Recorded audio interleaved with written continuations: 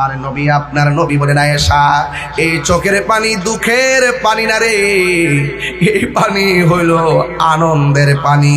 দেখছনি আমার আবু বকর মেহরাবে দাঁড়াইছে, আবু বকরের পিছনে কেমনে মানুষ লাইন ধরে দাঁড়ায় গেছে।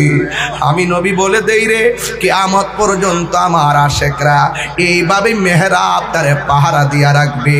জোরে জোরে কে সুবহানাল্লাহ বলা যাবে না। এরপর আমার নবীর মন মানে না। আজকে ছেলেরা আজান দিলে ক্যারাম বোর্ড খেলে, আজান দিলে নামাজ পড়লে মসজিদের মধ্যে বসে বসে তারা ক্যারাম বোর্ড মসজিদের মধ্যে নামাজ পড়ে আর দোকানের মধ্যে বসে বসে আড্ডা মারে।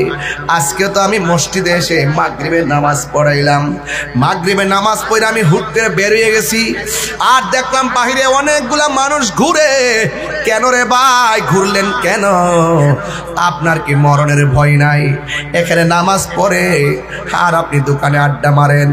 আপনি কি জানেন না এক ওয়াক্ত নামাজ ছাইরা দিলে কত শাস্তির সম্মুখীন হওয়া লাগবে? আমার নবীজি ইমামতের দায়িত্ব দেওয়ার পরেও মন মানে না।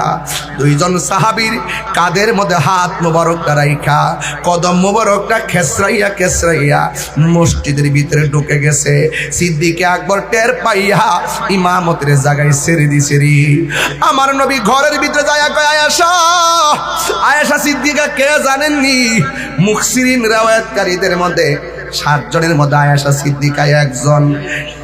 আবু হুরায়রা হলো 1 নম্বর, আয়েশা সিদ্দিকা মহিলাদের মধ্যে একজন। আবু হুরায়রা রাদিয়াল্লাহু তাআলা আনহু 5374টা হাদিস বর্ণনা করেছেন। আর হযরতে আয়েশা সিদ্দিকা আমার নবীর কাছ থেকে 2210টা হাদিস বর্ণনা করেছেন। এই পৃথিবীর মধ্যে একটা মা, একটা মহিলা, যেই মহিলাকে আল্লাহ সালাম দিয়েছেন ওই মহিলার নাম মা খাদিজা। সুবহানাল্লাহ কেন?